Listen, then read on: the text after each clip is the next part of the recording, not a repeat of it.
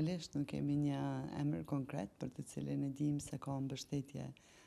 të plot për të vazhduar me votimin gjithsesi sigurimin e 80 votave të nevojshme për votimin e presidentit,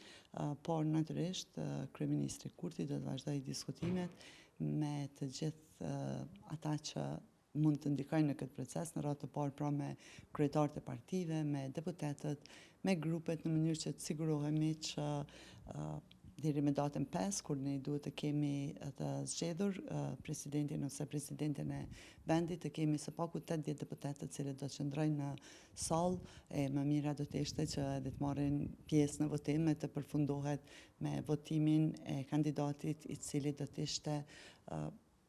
përfaqësues i të gjitha subjekteve që marrin pjesë në votim. Nuk përmenda specifikisht nga partia jonë, tash përgjithsisht, ju e dini që në zgjedhjet e vitit 2021, kur ne kemi garuar në atë kohë në aleancë, si domethënë bashkë me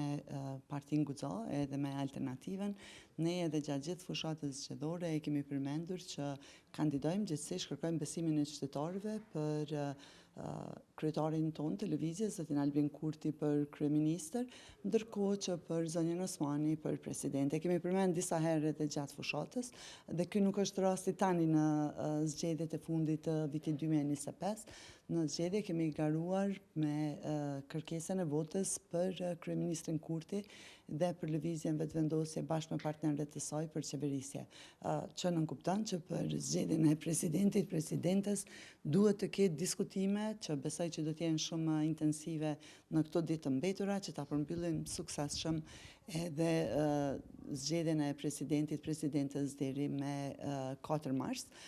siç janë afatet kushtetuese, dhe konsideroj që është obligimi të gjithë neve deputetëve që të gjejmë një konsensus, sepse tashmë kemi pasur shumë zgjedhje. Në vitin e kaluar kishim 4 palë zgjedhje, institucionet për një kohë të gjatë kanë vepruar, kanë punuar si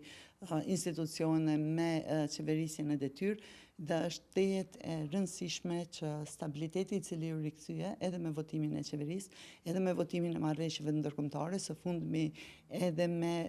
ligjin për buxhetin, të vazhdoj me punë, me mandat të plot në interes dhe shërbim të qytetarëve. E kjo është e mundur vetëm pasi të votohet edhe presidentja. Tani emra secili mund flas për emra të ndryshëm, nuk ka një qëndrim zyrtar as të lëvizjes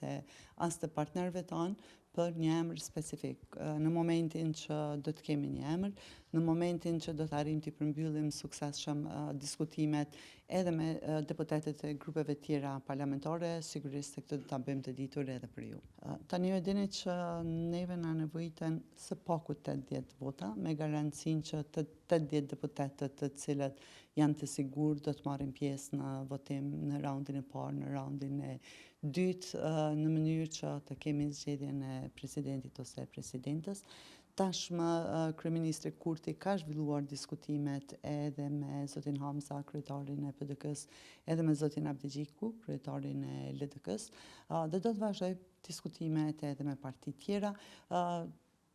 Arsyet sepse është vendosur që të shkojnë në këtë ka të bëjë në radhë të parë me raportin e forcave të cilat janë të përfaqësuara në kuvend, në mënyrë që të mos kemi asnjë befasi e cila në çfarë të rrethane do të çonte vendin në zgjedhje. Pra si lëvizje vetëvendosje, ne jemi të interesuar që të vazhdojmë punën bazuar në besimin që na kanë dhënë qytetarët, që të vazhdojmë me implementimin e programit qeverisës, i cili duhet të prezantohet edhe në kuvend e pastaj të vazhdohet me punë, por natyrisht, domethënë, kjo me numrat që janë në kuvend aktualisht nuk varet 100% vetëm nga ana jonë dhe partnerëve tonë. Andaj ne jemi duke bërë gjithë çfarë është në dorën tonë që